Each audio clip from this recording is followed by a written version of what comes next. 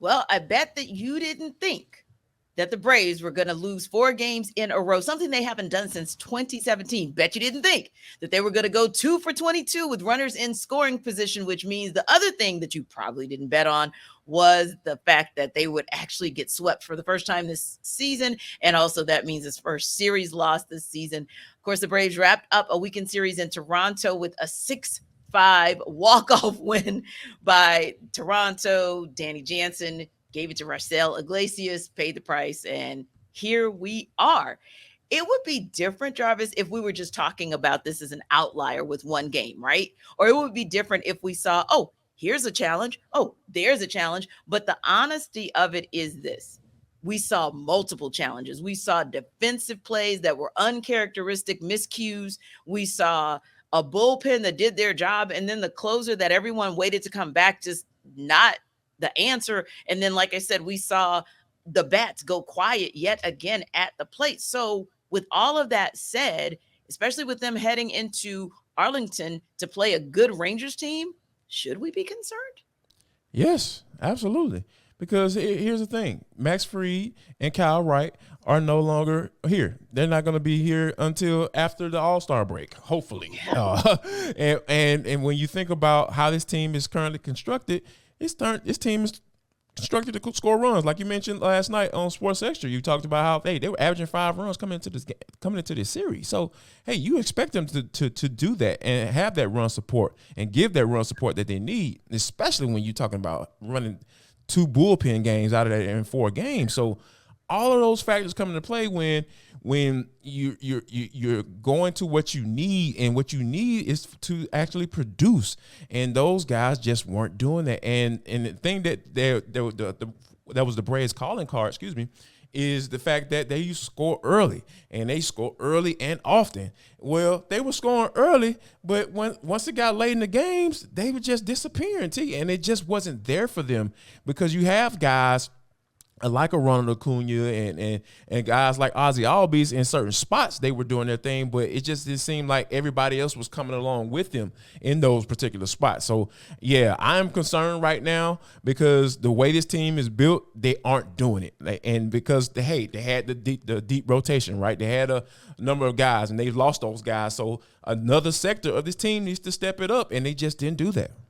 Yeah, I would agree. The besties did quite fine, Ronald and Ozzy, but the rest of the team literally left us shaking our heads and scratching our heads and saying, what the heck happened? But I agree with you as far as that rotation is concerned. Slowly but surely, it's going to be a challenge because you really kind of don't know. You hope that Jared Schuster and Dylan Dodd give you something. It can be something as small as 5 innings. Like, can you just give 5 quality innings? And then we start to go into the bullpen, or best case scenario, even 6 innings of quality ball. Don't give up too many runs, because you know what happens, like you said, late in these games as of late. So you got to get something out of those guys, hopefully, because you want to stave off a Mike Soroka return for as long as you can. I mean, it has been almost 3 years since we've seen him. The Braves have been extremely patient during that time frame, so there's no need to rush him. I believe his last outing in Gwinnett was 4 innings. So you really want to see if you can kind of get him to 5 innings, and for them to be 5 quality innings. But yeah, the question becomes, do you have enough in the tank, meaning the pitching staff overall, to be able to hold you down until maybe Soroka can come back and give you something? Yeah, I mean, they're going to have to be, right? Because regardless of what situation they're in, because here's the thing.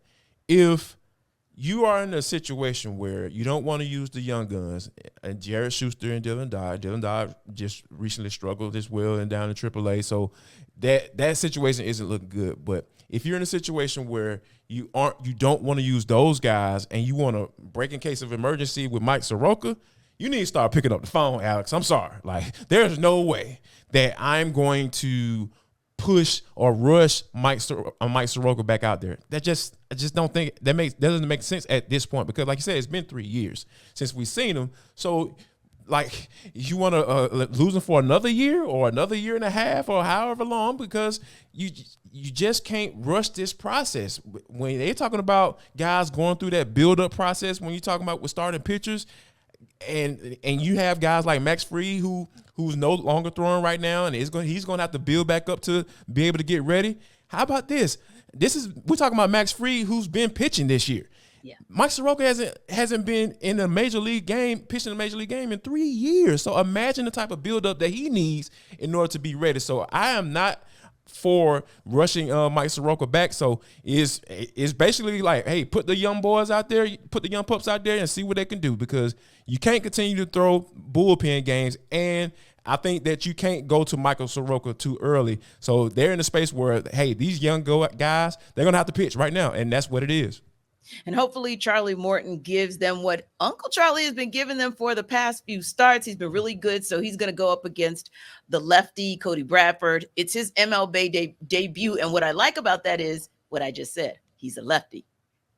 Ozzy is about to go off. I just feel it. Yes. I feel like Ozzy's about to do that. It. Come on, Ozzy. Come on, look. His OPS is something like 1.72, something crazy when it comes to like over 1,200. Yeah. Mm-hmm. Yeah. So it'll be good to see him. But going back to what you said about Alex Anthopoulos picking up phones, I believe that's probably going to be the way too, especially as you get closer to maybe the trade deadline and you have a little bit more, you feel like you have a little bit more leverage.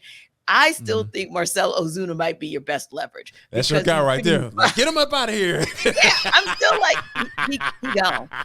Because him go. 5 home runs in 8 games is a really good look. And yes, I know that the Braves still need bats. I get that. And he's been good in that DH role. But the fact that he's gone 5 home runs in 8 games might also make him appealing to another team. And if you can package a deal with him to get yourself another quality starter, Alex Anthopoulos has to at least think about that. Yeah, he's gonna have to. I think you're in a situation, because if we're having the conversation about, hey, what about Michael Soroka? Let's see where he's going on. Yeah, I'm sure Alex Anthopoulos having the foresight that he's had to build this team and make the necessary moves when they need to be made. I'm sure he's already thinking about who he can call, who has a need. You know, I was even seeing I came across a story about, their starting pitcher with the Chicago White Sox. Sure, it don't even matter what his name is. Yeah, like bring him in, because that's kind of where I am with this thing. Because like I don't like seeing the Braves throwing multiple bullpen games within 5 days. Like that just doesn't work for me, and because I know that they don't believe in doing that necessarily on a consistent basis. So yeah, I think that Alex Anthopoulos is gonna continue to do what he needs to do, and hopefully once that happens, the Braves can figure while that's happening, they can get these bats going, because that's where they're going to live. That's where they're going to continue to hold on to this NL East lead that they have. Yeah. I think if the bats not warm up, they need to get white hot. And if the defense comes through to be the defensive team that we've all grown accustomed to with the Braves, I think they'll be fine, especially because, like you said, can't count on the bullpen because, I don't know, Raisel Iglesias, that's questionable, but also AJ Minter's in his own mind. And until he gets out of his own head, that bullpen is not going to be complete if those 2 key pieces aren't operating at a high level. But hey, listen, everydayers, you probably have something to say about that as well. I mean, what do you think about Matt Ryan, the broadcaster, or with all of the things that you've heard coming out of Flowery Branch, what we've shared with you this weekend as well? What do you guys think about who might be the most key player outside of Bijan Robinson for the Falcons to go far this coming season? So don't forget, give us comments in YouTube. If you go and check out the YouTube channel and you check us out, if that's where you like to go, we love it. Make sure you let us know about that and let everybody else know to check us out there as well. But if you prefer to just listen in on ATL Day Ones, make sure that you download that wherever you get your podcasts, and you see our Twitter handles. You can DM us there as well. And hey, you never know, we might bring you into the show, because we can't do it without our everydayers.